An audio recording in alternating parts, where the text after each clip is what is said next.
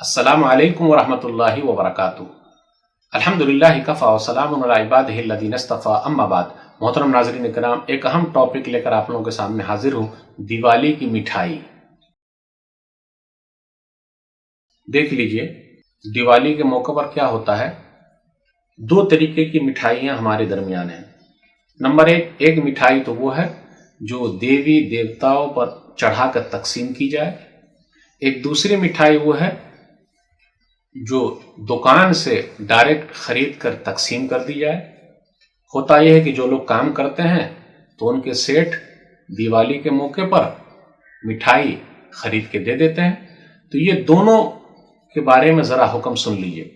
अगर देवी देवताओं पर चढ़ाकर मिठाई कोई देता है तो ये शिर्क में दाखिल है, इससे बचना बहुत ज़रूरी है। और कुरान करीम की आयत उस पर फिट हो रही है, वमा उहिल्ल बिही लिगैरिल्लाह, सूरह बकरा सूरह नंबर 2 आयत नंबर 173, कि हराम है जो गैरुल्लाह पर चढ़ाया जाए, हराम है ये, तो ऐसी चीज़ लेना सही नहीं। अब एक मसला है कि जो अगर दिया जाए और दुकान से दिया जाए तो क्या करेंगे, इससे भी बचना ज़रूरी है। वो इस तरीके से कि गोया कि हम मदद कर रहे हैं, उनके त्यौहार में सपोर्ट कर रहे हैं। लेकिन एक चीज़ और समझ में आनी चाहिए कि ये शिर्क के दर्जे में नहीं है, लेकिन बचेंगे तो बेहतर है।